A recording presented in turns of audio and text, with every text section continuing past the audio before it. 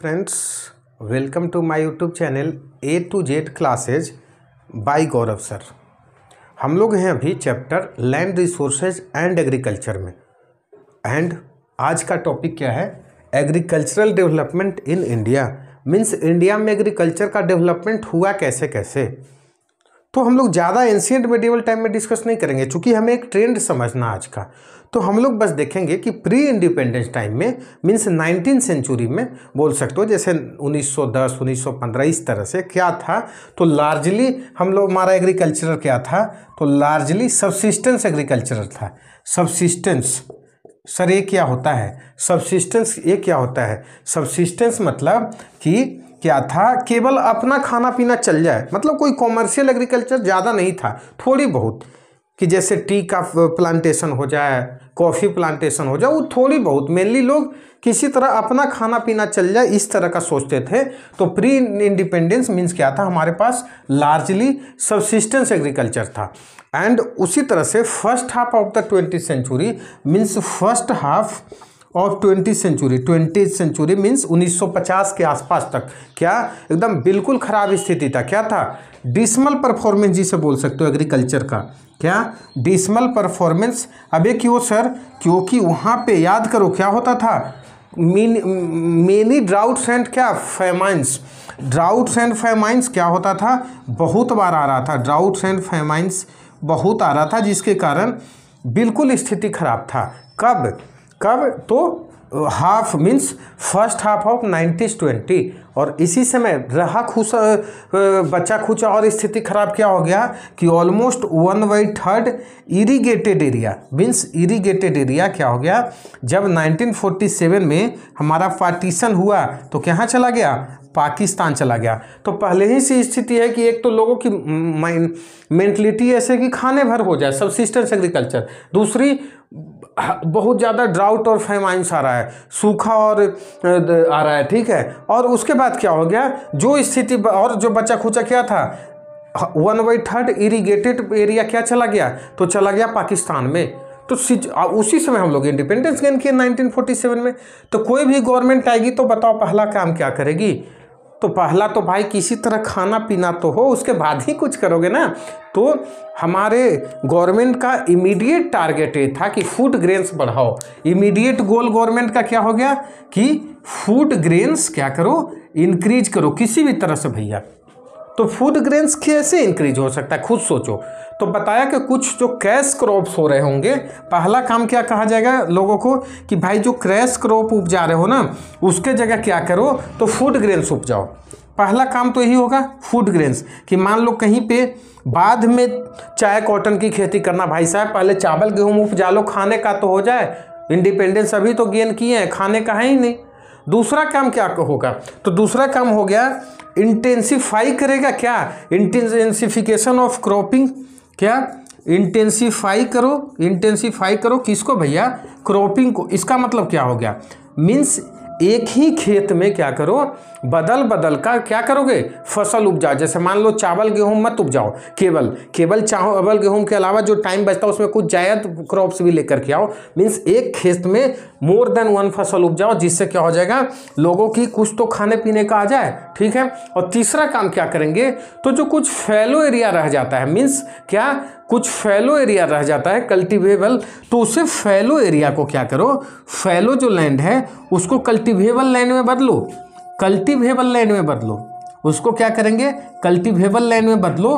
तो इमीडिएट तो 3 strategy government ने अपनाया, क्योंकि जरूरी था खाना पीना देना। तो 3 स्ट्रेटजी। पहला क्या, कैश क्रॉप को फूड ग्रेन्स क्रॉप्स में बदलो, मीन्स कैश क्रॉप जहाँ पे खेती होती है उसको फूड ग्रेन्स में करने लगो। दूसरी, इंटेंसिटी बढ़ाओ, मीन्स जिस खेत में एक फसल हो रहा था 2-3 उपजाने लगो, ताकि इमीडिएट जो चाहिए किया जा सके। थर्ड क्या, जो फैलो लैंड्स हैं, मीन्स जिन पे खेती अभी नहीं हो रहा है उसको भी खेती में लाओ।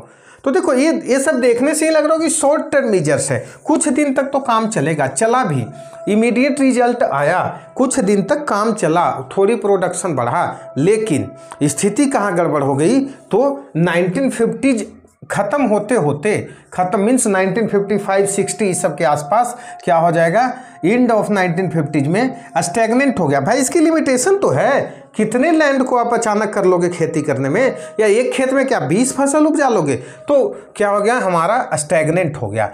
अब क्या, हाँ, तो अब हमें करना पड़ा फूड ग्रेन्स का इंपोर्ट।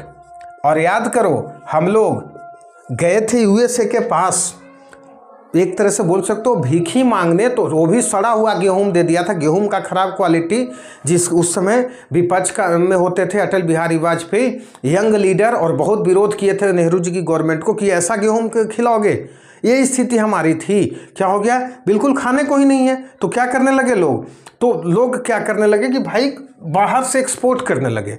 और बच्ची खुची, याद करो 2 कंजिक्यूटिव ड्रॉट्स आ गया था क्या, मिड 60 में, मिड 60, जो थोड़ी बहुत इकोनॉमिक्स पढ़े होगे, याद करो 93rd 5 ईयर का प्लान का फेल होने का, जो कब था 5 ईयर कब था, 51 से 56, 56 से 61, 61 से 66, ये बुरी तरह से 35 ईयर प्लान फेल हुआ था। क्यों हुआ था, एक तो इस समय 2 बार हो गया था, पाक से और किससे, चाइना से, और तीसरा रीजन था 2 कंजिक्यूटिव ड्राउट्स आ गए थे।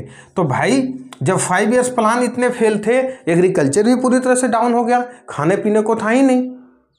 इसी समय तब याद करो जय जवान जय किसान कौन दे करके गए, लाल बहादुर शास्त्री। लिंक करो इसे, क्योंकि हमारी स्थिति इतनी खराब थी कि लाल बहादुर शास्त्री यूपी में एक सभा करने गए और बोले कि जवान तो बॉर्डर पे सेवा कर रहे हैं, क्योंकि इसी समय पाकिस्तान को हम लोगों ने हराया था, लेकिन क्या आप किसान देश की सेवा उसी तरह कर रहे हैं? मीन्स आप खेती अच्छे से करो, फसल उपजाओ, और उसी से नारा आया जय जवान जय किसान, और उसी को बोले तो क्या किया गया, बोला भाई कुछ तो करो, तो कुछ स्पेशल करने की बात की गई। और उस स्पेशल करने की बात में क्या हो जाएगा, तो 3 चीज, HYV, high yielding varieties of seeds, ठीक है, आते हैं सारे चीज, केमिकल फर्टिलाइजर्स व्हाट, और soil irrigation what, chemical fertilisers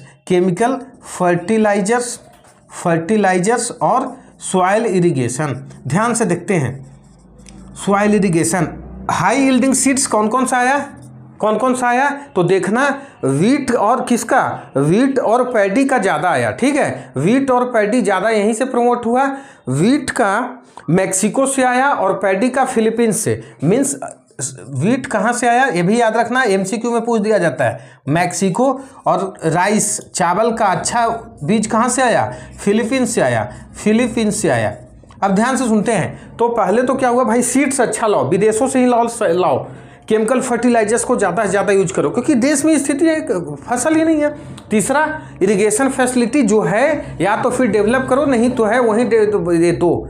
ये तीनों मिल करके, और इसी तीनों को कंबाइंड हम लोग एक नाम दिए, क्या, ग्रीन रिवॉल्यूशन। इसी को नाम दिया हमने क्या, ग्रीन रिवॉल्यूशन। इस समय प्राइम मिनिस्टर कौन थे, Lal Bahadur Shastri, one of the most honest politician till ever. हमारा देश लकी है कि ऐसे ऐसे प्राइम मिनिस्टर हुए, कभी इन पे डिटेल ऐसे ही लेक्चर देंगे तो बताएंगे। तो वही लेकर उन्हीं के कार्यकाल में क्या आया, ग्रीन रेवोल्यूशन। 3 चीज ग्रीन रेवोल्यूशन लिखना और लिख लेना, high yielding varieties of seeds, chemical fertilisers, irrigation, तीनों मिला करके तो ग्रीन रेवोल्यूशन आया, बूम कर गया, खूब अच्छा फसल होने लगा। हम लोग खाने के लिए कम से कम क्या हो गए, आत्मनिर्भर हो गए। क्या हो गए, खाने के लिए हम लोग आत्मनिर्भर हो गए। हाँ, father of the green revolution Indian में तो गलती से मत मार लेना, लाल बहादुर शास्त्री। कौन सा, स्वामीनाथन, MS स्वामीनाथन, ये प्राइम मिनिस्टर उस समय थे, इनका विजन था, लेकिन मेनली इम्प्लीमेंट उसे किए थे हमारे MS स्वामीनाथन। और देखो इतना फसल होने लगा कि हमारे पास खाने भर तो हो गया, रिजर्व भी रखने लगे। और इसी रिजर्व के लिए लिंक करो, क्या स्थापित होगा, FCI, food corporation of India. कब, 1965। एक्ट आया था 1964 में, कंफ्यूज मत होना, स्थापित किया गया था 1965, क्योंकि जो ज़्यादा हो जाए ना सरप्लस, वो क्या कर लो 1965 में, मतलब फूड कॉर्पोरेशन ऑफ इंडिया उसे रख लेगा। और यही फूड कॉर्पोरेशन ऑफ इंडिया फिर रिलीज करता है, तो सस्ता गेहूं और चावल PDS के थ्रू गरीब लोगों को मिलता है। ये सिस्टम आज भी देश में चलता है। अब देखो कोई भी चीज़ आता है, फूड कॉर्पोरेट मतलब आया तो बिल्कुल सही आया, बूम कर गया एग्रीकल्चर, लेकिन देखना साथ साथ कुछ डिमेरिट्स भी तो लेकर के आएगा।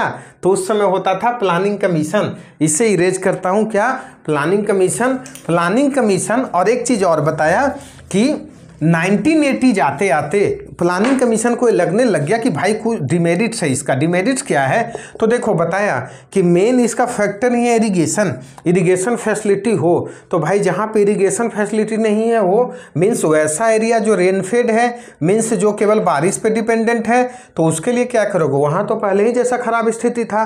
तो वहीं से रीजनल इम्बैलेंस स्टार्ट हो गया। क्या हो गया? Regional imbalance. जैसे हरियाणा, पंजाब और यूपी के, वेस्टर्न यूपी के किसान तो बड़े बड़े हो गए ना। बाकी इंडिया में क्या हुआ? हाँ, थोड़ा सा छूट रहा था। तो जब ग्रीन एग्रीकल्चर आएगा तो उसी से कुछ जैसे एग्रीकल्चर अच्छा होने लगेगा तो एग्रो इनपुट बेस्ड इंडस्ट्री भी लगने लगेगा। क्या? एग्रो इनपुट बेस्ड इंडस्ट्री लगने लगेगा ना। और क्या लगने लगेगा? एग्रो प्रोसेसिंग इंडस्ट्री भी लगने लगेगा। एग्रो प्रोसेसिंग इंडस्ट्री भी लगने लगेगा। और तीसरा स्मॉल स्केल इंडस्ट्री, छोटा मोटा काम भी तो करने लगेगा ना। घर के महिलाएं मान लो चिप्स बनाने लग जाएं, टोमेटो सॉस बनाने लग जाएं, तो स्मॉल स्केल इंडस्ट्री भी क्या हो गया? डेवलप होने लग गया।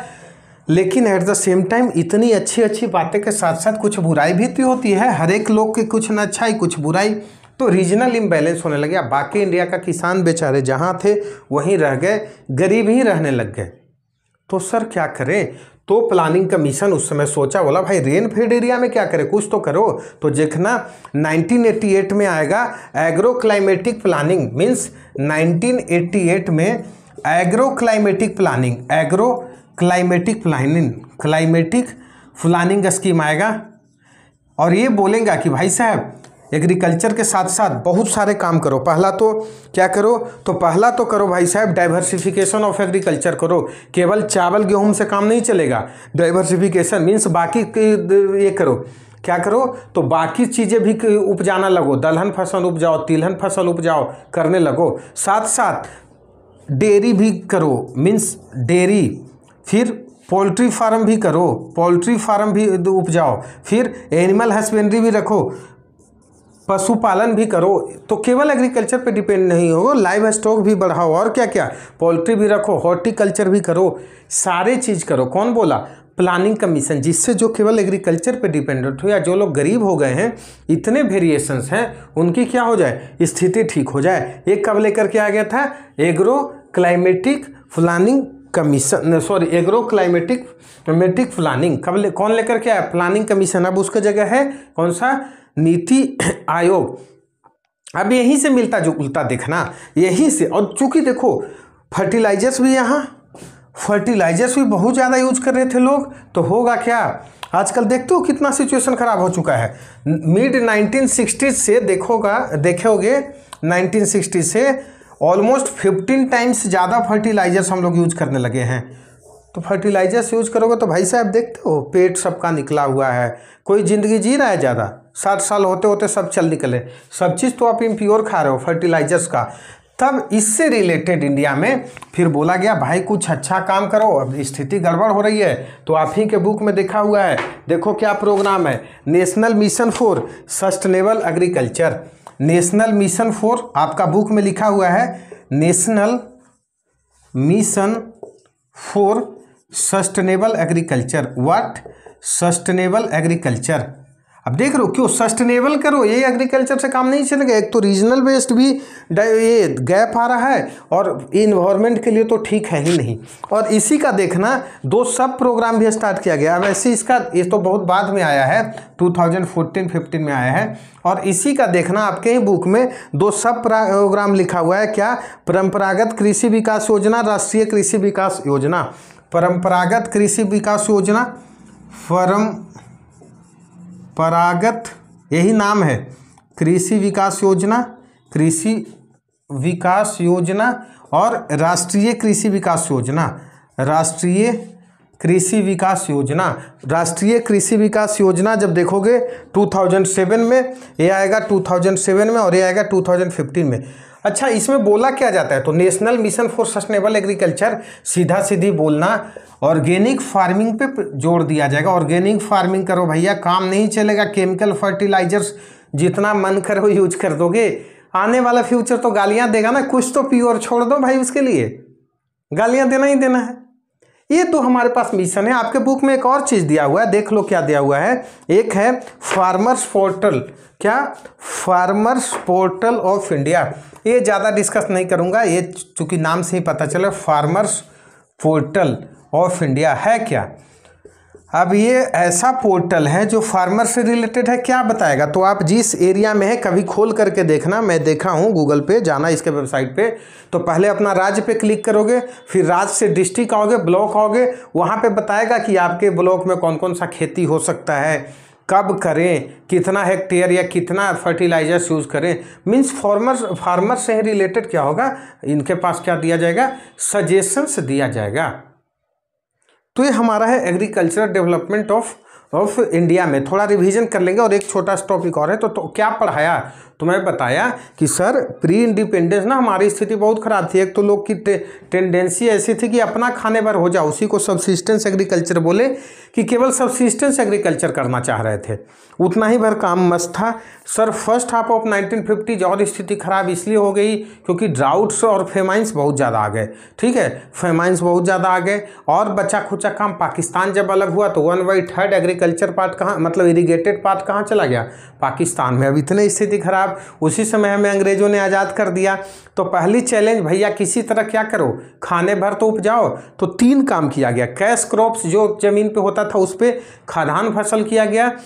एक खेत में ज़्यादा से ज़्यादा फसल करने को बोला गया, इंटेंसिफिकेशन ऑफ क्रॉपिंग बोला गया। और क्या किया गया, तो जो लैंड खाली रह जाता था, फेलो लैंड्स को क्या करो, कल्टिवेबल लैंड बनाओ। 3 काम किया गया। बोला इमीडिएट रिजल्ट तो आया, लेकिन 10 साल 15 साल बाद स्टैग्नेंट हो जाएगा, इसकी लिमिटेशंस है। फिर वही काम, तो हम लोग विदेशों से एक्सपोर्ट करने लगे। तो लेकिन कितना दिन चलेगा भाई, पैसा भी तो नहीं था उस समय। तो उस समय क्या किया, लाल बहादुर शास्त्री जैसा विजनरी प्राइम मिनिस्टर जय जवान जय किसान का नारा दिया, ग्रीन रेवोल्यूशन लेकर गया। ग्रीन रेवोल्यूशन, हाँ, और उसी समय MS स्वामीनाथन जैसे लोग थे जो ग्रीन रेवोल्यूशन लेकर के आए, father of green revolution MS Swaminathan. और क्या बोला, 3 फैक्टर्स होते हैं ग्रीन रेवोल्यूशन में। अब ग्रीन रेवोल्यूशन हर कोई लिखेगा, लेकिन आप 3 पॉइंट बता दोगे तो आपका मार्क्स मिल जाएगा। कौन कौन सा, high yielding varieties of field, means अच्छा वेराइटी जो अच्छा पैदा दे, उसको बोला। गेहूं का आया कहाँ से, मैक्सिको से। चावल वाला फिलीपींस से। दूसरा केमिकल फर्टिलाइजर्स यूज करो, जैसे यूरिया सुनने हो गया, यूज करो। और तीसरा इरिगेशन फैसिलिटी दो। उससे बूम कर गए हम लोग, इतना फसल होने लगा कि आत्मनिर्भर भी हो गए। फिर फूड कॉरपोरेशन ऑफ इंडिया भी स्थापित किया गया, ताकि बचा हुआ खाना को, वो मतलब बचा हुआ चावल ग्राहक को वो देखना MSP पे प्रोक्योर कर लेता है। और वो फिर बाद में PDS सिस्टम से सरकार सब्सिडी पे गरीब लोगों को भोजन देती है। लेकिन इसकी लिमिटेशंस भी आ गई। तो प्लानिंग कमीशन उस समय था, सोचते रहा। 1980 जाते आते वो सोचने लगा कि भाई कुछ ही एरिया डेवलप हो रहा है, कुछ एरिया का किसान डेवलप हो रहा है, बाकी एरिया तो वही है, किसान की स्थिति वही खराब है। तो लेकर के क्या आएगा, तो एग्रो क्लाइमेटिक प्लानिंग 1988 में। और उसी एग्रो क्लाइमेटिक प्लानिंग में बोला कि डाइवर्सिफाई करो एग्रीकल्चर को भी, केवल 2 फसल से काम नहीं चलेगा। और क्या बोला, साथ में पोल्ट्री फार्म भी खोलो, और फिर एनिमल हस्बेंड्री भी करो, हॉर्टिकल्चर भी करो, डेयरी का काम करो, जिससे इनकम भी बढ़ते रहे। और मैं बताया कि इसी से रिलेटेड क्या 2 स्कीम आपके पास है। National mission of sustainable agriculture, इसे ऐड करके लिख सकते हो। उसी से परंपरागत कृषि विकास योजना 2015, राष्ट्रीय कृषि विकास योजना 2007, और फार्मर पोर्टल ऑफ इंडिया खोला गया है, जो फार्मर से रिलेटेड इशू को समाधान निकालता है, बताता है। एक बार पोर्टल सब लोग विजिट करना, चीज़ें पता चल जाएगा। एक छोटा सा पॉइंट और है जो मात्र 3, क्या, growth of agriculture output and technology, आप ही के बुक में है, देखना। क्या, growth of agriculture output and technology, क्या, growth of agricultural output, agricultural output and technology. क्या क्या है सर, कुछ समझ नहीं पा रहे, दोनों चीज़ देख रहे हो। तो देखो दिखाना ही यही है। तो देखना, पहला तो क्या करोगे, पहला पॉइंट आपके पास है कि प्रोडक्शन, फर्स्ट पॉइंट का प्रोडक्शन भी बढ़ा, प्रोडक्शन भी क्या हुआ है, इंक्रीज हुआ है। लास्ट 50 ईयर्स का हम लोग क्या देखेंगे, ड्यूरिंग लास्ट 50 ईयर्स कैसे कैसे ग्रोथ हुआ। और क्या, यील्ड भी बढ़ा है। यील्ड बताया था कि पर हेक्टेयर जितना पहले खेती होता था उससे ज़्यादा होने लगे। और कुछ फसल में तो बिल्कुल हुआ है, जैसे राइस, वीट फेमस ही हैं, शुगर शुगर केन, ये सब ऐसे फसल्स हैं जो इनके पास क्या हुआ है, बिल्कुल इनकी क्या हो गया है, बढ़ा है। Rice, wheat, sugar cane, oil seeds, cotton, हाँ ये सब भी बढ़ा है। ऑयल सीड्स, कॉटन, ये सब का खेती हमारे यहाँ क्या बढ़ा है, एक तो प्रोडक्शन भी बढ़ा और यील्ड भी बढ़ा है, पहले से ज़्यादा होने लगा है 1 हेक्टेयर में भी। ये आपका पहला ग्रोथ देखने का मिलेगा। दूसरा, expansion of agriculture, sorry expansion of irrigation facility. अब बोलो सर ये बढ़ाने का, अब देखो बोलो सर एग्रीकल्चर डिस्कस करो, टेक्नोलॉजी डिस्कस करो, आगे इरिगेशन पे। भाई इरिगेशन नहीं दोगे तो कहाँ से आएगा ग्रीन रेवोल्यूशन, यही तो मेन फैक्टर है ना। तो इरिगेशन, तो हम लोगों ने इरिगेशन फैसिलिटी पिछले 50 ईयर में देखना कितना बड़ा है, कितने जगह नहर खोद दिए गए, बिल्कुल खोदे गए हैं। हर चीज़ में क्रिटिसाइज गवर्नमेंट को नहीं करना, यहाँ तक कि इंदिरा गांधी कनाल का नाम सुने होंगे। इंदिरा गांधी कनाल, ये तो जहाँ राजस्थान के मरुस्थल में भी पानी पहुँचा दिया लोगों ने कि भाई वहाँ के लोग कम से कम बचें। तो इरिगेशन फैसिलिटी एक्सपेंड हुआ है, इसलिए क्या हो गया है, आउटपुट एग्रीकल्चर ग्रोथ का क्या हो गया है, एक्सपेंड हुआ ही हुआ है। तीसरा पूछा जाए तो क्या, मॉडर्न एग्रीकल्चर टेक्नोलॉजी बढ़ा है। व्हाट, मॉडर्न एग्रीकल्चरल टेक्नोलॉजी बढ़ा है, एग्रीकल्चर टेक्नोलॉजी बढ़ा है, बिल्कुल बढ़ा है। आसपास के खेती करने वाले किसान को देखना, पहले हर बैल से खेती होता था हमारे याद तक, अब तो बैल जल्दी मिलेगा नहीं, गाँव में स्थिति गड़बड़ है। ट्रैक्टर से खेती होने लगा, पावर टेलर आ गया, हार्वेस्टर आ गया, डिफरेंट टाइप के एग्रीकल्चर टेक्नोलॉजी आ गया, तो फिर होगा ही होगा। और इसी से देखना साथ साथ आया क्या है, तो केमिकल फर्टिलाइजर्स इतना ज़्यादा यूज होने लगा है कि मिड 60s से यदि कंपेयर करोगे तो पहले भी बताया 15 टाइम्स से ज़्यादा आज हम लोग क्या कर रहे हैं, केमिकल फर्टिलाइजर्स यूज कर रहे हैं। तभी तो बोला जाता है भाई अब देखना लोग ऑर्गेनिक फार्मिंग की तरफ आ रहे हैं, क्योंकि केमिकल फर्टिलाइजर्स इतना यूज कर दोगे तो ये पहले तो लैंड को पॉल्यूट करेगा, फिर मान लो उसी पॉल्यूटेड लैंड से फसल जो होगा हम लोग खाएंगे तो हमारे शरीर को पॉल्यूट करेगा। वही खाद पानी के साथ रिस करके जाएगा नदी नाला में, तो वाटर को पॉल्यूट करेगा, और उसी वाटर को जब जीव जंतु पक्षी पक्षी पिएंगे तो सारे लोग पॉल्यूट होंगे। तो देखते हो इसी से बताया ना कि आजकल लाइफ एक्सपेक्टेंसी में लोग कम जीने लगे हैं, 60 साल 62 साल होते होते चल निकल, दिक्कत तो यही है। तो ये हमारा रहा कौन सा growth of agriculture output and technology, बोला बिल्कुल हुआ है। 3 सेक्टर में हुआ है, कौन कौन सा, पहला तो टोटल प्रोडक्शन बढ़ा, यील्ड भी बढ़ा है, कुछ फसल का फेमस फसल wheat, rice, sugar cane, cotton and oil seeds बढ़ा ही बढ़ा है सब चीज़। टेक्नोलॉजी भी नया नया आ गया, बोला ट्रैक्टर आ गया, पावर टेलर आ गया, हार्वेस्टर आ गया, एक्सपेंशन ऑफ इरिगेशन फैसिलिटी भी आ गया, बिल्कुल आ गया। राजस्थान के मरुस्थल जैसा इंदिरा गांधी कनाल प्रोजेक्ट ही इसलिए स्टार्ट किया गया है। तो ये रहा हमारा आज का लेक्चर। फिर से सेम रिक्वेस्ट, इतनी मेहनत कर रहे हैं यार, लाइक सब्सक्राइब शेयर करो। थैंक